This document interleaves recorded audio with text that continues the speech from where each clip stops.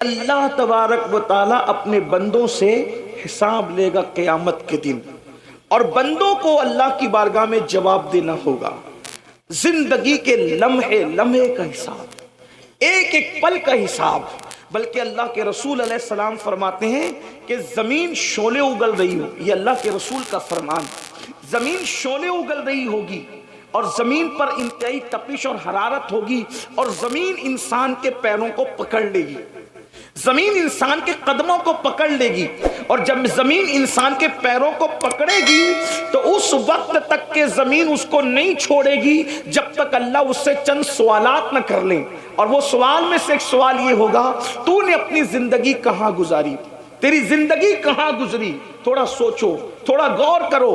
پہلا سوال، زمین نے قدموں کو پکڑ لیا ہے، اللہ اکبر۔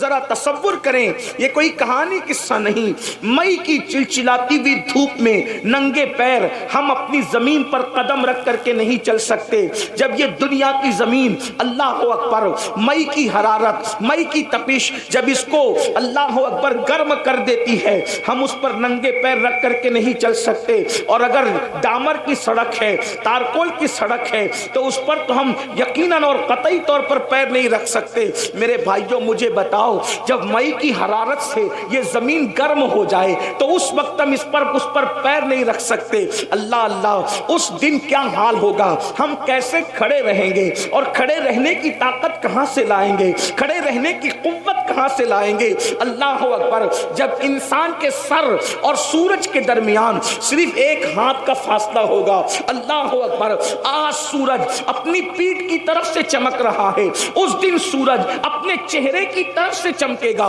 اللہ اللہ، اس دن کیا حال ہوگا، کوئی بیٹا اپنے باپ کے کام نہیں آئے گا، کوئی ماں اپنے بیٹے کے کام نہیں آئے گی۔ اس دن رشتہ داریاں ٹوٹ رہی ہوگی، اس دن خون کے رشتے ٹوٹ چکے ہوں گے۔ نہ کوئی بیوی شوہر کو پہچاننے کے لیے تیار ہوگی، نہ کوئی شوہر اپنی بیوی کو پہچاننے کے لیے تیار ہوگا۔ وہ کیسا دن ہوگا جس دن رشتے ٹوٹ چکے ہوں گے، جس دن ناطے بے وقت ہو چکے ہوں گے، جس دن کسی کا مکان نہ ہوگا، جس دن کسی کی دکان نہ ہوگی، جس دن کسی کی سلطنت نہ ہوگی، جس دن کسی کی حکومت نہ ہوگی۔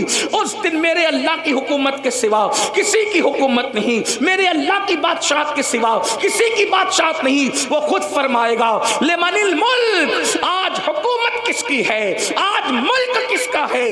کوئی جواب دینے والا بھی نہ ہوگا۔ پھر خود ہی فرمائے گا، للہ الواحد القہار، آج تو حکومت صرف اور صرف اس کے لیے ہے جو غلبے والا خدا ہے، جو قوت والا رب ہے۔ اللہ اکبر۔ ذرا اندازہ تو کرو، ایک وقت وہ آنے والا ہے۔ میرے بھائیوں اور میری بہنیں بھی اگر موجود ہیں، ان سے پوچھنا چاہتا ہوں، اگر یہ بات کوئی مولوی صاحب بیان کرتے تو لوگ کہتے مولوی نے بے وقوف بنا دیا، کوئی سیاسی لیڈر کہتا تو لوگ اس کا مذاق اڑا سکتے تھے، لیکن اللہ اللہ، یہ غیب کی خبر وہ غیب داں نبی دے رہا ہے جو اپنی زبان سے کبھی اپنی مرضی کے مطابق گفتگو کرتے ہی نہیں، جو اپنی مرضی کے مطابق بات کرتے ہی نہیں۔ اللہ اکبر۔ وہ عالم ما کان و ما یکون، وہ غیب داں نبی فرما رہے ہیں، زمین اللہ اکبر اتنے قریب سورج کے ہوگی، اور سورج اتنے قریب زمین سے ہوگا، اور زمین شعلے اگل رہی ہوگی، اور انسان کے پیر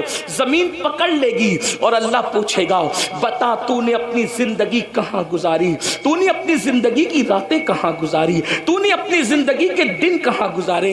اب آپ مجھے بتائیں، اللہ اکبر، کہ اذان کب ہو رہی ہے انہیں اذان کی خبر بھی نہیں ہوتی۔ اللہ اکبر۔ جو نمازوں کو ترک کرتے ہیں، اللہ اکبر، وہ کس طریقے سے اللہ کو جواب دیں گے؟ میرے عزیز، باپ کو جواب دینا آسان ہے، پیر کو جواب دینا آسان ہے، امام کو جواب دینا آسان ہے، لیکن اللہ کی بارگاہ میں جواب کون دے گا؟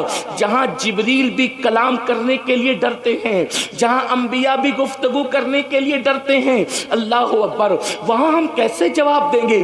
زندگی، پوری زندگی کہاں گزاری؟ اب ذرا سوچو تو صحیح، کہاں اٹھ رہے ہو، کہاں بیٹھ رہے ہو، کیا کیا باتیں کر رہے ہو، یہ سب اللہ رب العزت کے فرشتے لکھ رہے ہیں۔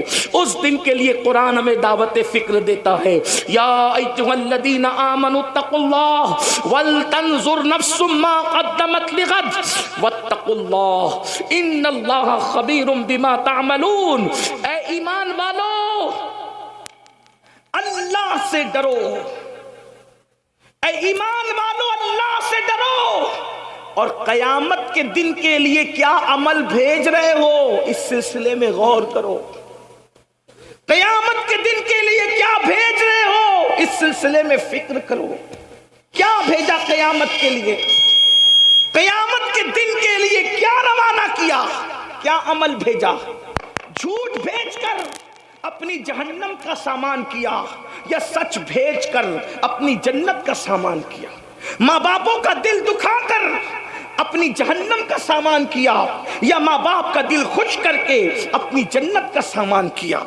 بیوی پہ ظلم کر کے اپنی جہنم کا سامان کیا یا بیوی کو خوش رکھ کے اس کے حقوق ادا کر کے اپنی جنت کا سامان کیا؟ مسجدوں کو ویران کر کے اپنی جہنم کا سامان کیا یا مسجدوں کو آباد کر کے اپنی جنت کا سامان کیا؟ میرے بھائی یہ دنیا ہے، یہاں فٹ پاتھ پر بھی زندگی گزر جاتی ہے، یہ دنیا ہے یہاں درختوں کے نیچے بھی زندگی گزر جاتی ہے، میرے بھائی جو یہ دنیا ہے یہاں جھوپڑوں میں بھی زندگی گزر جاتی ہے، یہ دنیا ہے یہاں بغیر مکان اور دکان کے بھی زندگی گزر جاتی ہے، اس لیے کہ یہ دنیا ہے ایک سرائے فانی ہے، دنیا یہ سرائے ہے، سرائے مطلب لاج ہے، لاج، اس لاج کے اندر یہ دنیا لاج کی طرح ہے۔ لاج میں کیا ہوتا ہے؟ کوئی مستقل نہیں رہتا، آج ایک بندہ، کل دوسرا بندہ، پرسوں تیسرا بندہ۔ بولو لاج میں لوگ بدلتے رہتے کہ نہیں بدلتے رہتے؟ بالکل اسی طرح سے یہ دنیا ہے، ہم سے پہلے ہمارے باپ دادا تھے، ان سے پہلے ان کے باپ دادا تھے، ان سے پہلے ان کے باپ دادا تھے،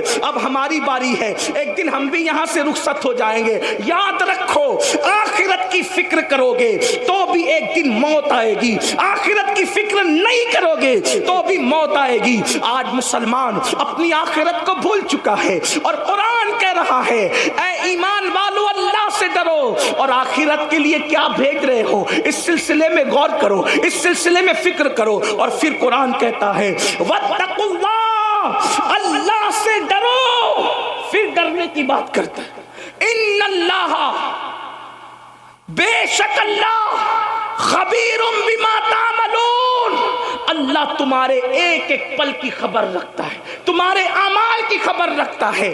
رات کی تاریکی میں کیا کرتے ہو اللہ دیکھ رہا ہے، دن کے اجالے میں کیا کرتے ہو اللہ دیکھ رہا ہے، کیسے کھاتے ہو، کیا کھاتے ہو، حلال کھاتے ہو کہ حرام کھاتے ہو، اللہ دیکھ رہا ہے۔ اللہ اکبر۔ انسان جس کے دل میں آخرت کی فکر پیدا ہوتی ہے وہ انسان اپنے آپ کو گناہوں سے بچا لیتا ہے، اور جب آخرت کی فکر نکل جاتی ہے تو انسان آوارہ ہو جاتا ہے۔ آج مسلم امہ، آج مسلم دنیا اس لیے گناہوں میں ڈوب چکی ہے، آوارگی میں ڈوب چکی ہے، عیاشیوں میں ڈوب چکی ہے کہ آخرت کی فکر نہیں، آخرت کا خیال نہیں۔ آؤ تھوڑی دیر آخرت کا ذکر کر لیں، آخرت کا تذکرہ کر لیں۔ اللہ کرے میری اور